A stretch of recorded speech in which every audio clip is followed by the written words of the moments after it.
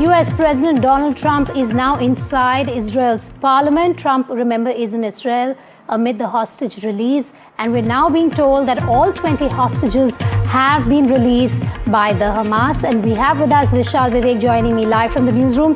Vishal, big news there, all 20 hostages released. But now the man on our screen is taking center stage. And earlier in the day, you had US President Donald Trump even say that this perhaps is the biggest deal that he has ever been a part of.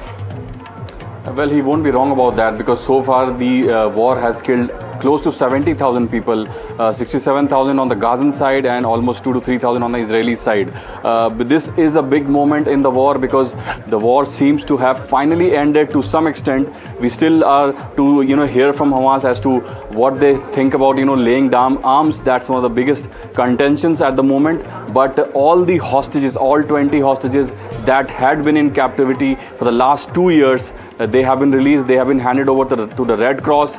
7 of them have already crossed to the Israeli side. They have crossed the Gazan territory and they are into the Israeli side. They have been handed over to the Israeli military by the Red Cross. They are yet to meet their families. That will happen very shortly. But the remaining 13 hostages, they are en route to the Israeli territory. They have been handed over from the from the Hamas side to the Red Cross team, which means Hamas at this moment does not have even a single hostage in its territory. That is the biggest update, because Hamas had been playing on that card, because that was the biggest bargaining chip of Hamas as far as it is concerned, as far as the war is concerned. And Vishal, also according to the Times of Israel, the transfer of deceased hostages' bodies is scheduled for this afternoon. So that's another report coming in.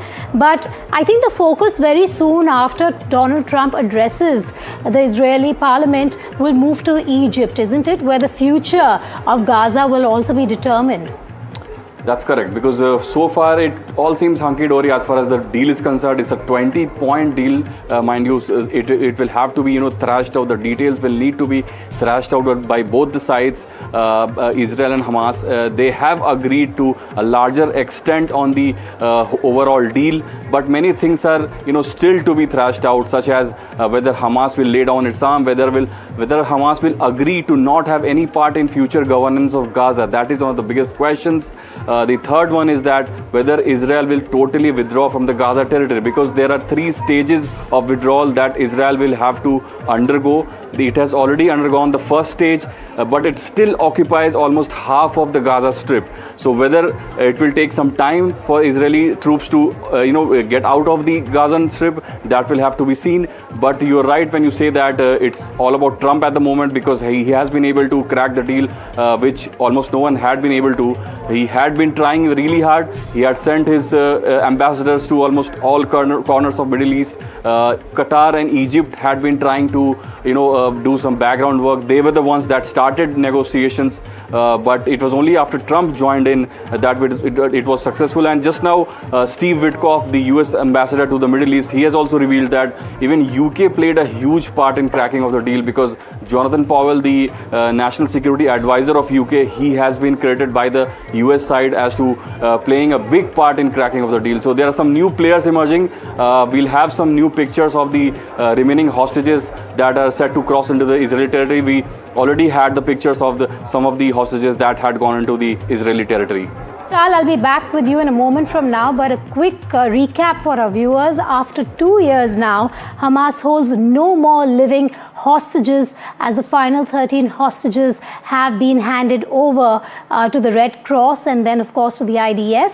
You have US President Donald Trump there at the parliament in Israel. He will be addressing the members of parliament shortly. There's been jubilation that we've seen at the hostage square as well in Israel.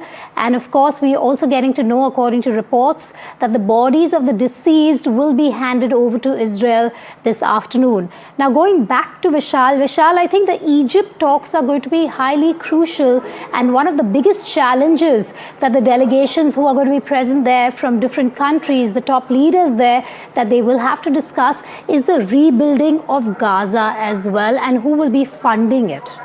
Yes, and talking about rebuilding of Gaza, some estimates suggest that it could take, decades to, bring Gaza back on its feet, because almost 80% of the Gaza Strip is almost rubble now, close to billions of dollars of damage. Some estimates is that the damage could be running into 200 to 300 billion dollars. That's a mammoth amount for an impoverished territory that has almost always existed under the close eyes of Israel, under the close guard of Israel. The Gazans, even before the war, they could not really get out of the territory before if they didn't have permission from the Israeli side. So that goes to show Israel always had its upper hand when it comes to the Gazan territory. All right. Yeah. Vishal, thanks for joining us live there. We, of course, will bring you all the developments from the ground. We have a correspondent in Tel Aviv as well. Blake has been bringing you all the updates. Vishal, Gauri and Vishnu Som here from New Delhi also bringing you the latest. But there you have Donald Trump inside the parliament in Israel. He will be addressing the members of parliament shortly.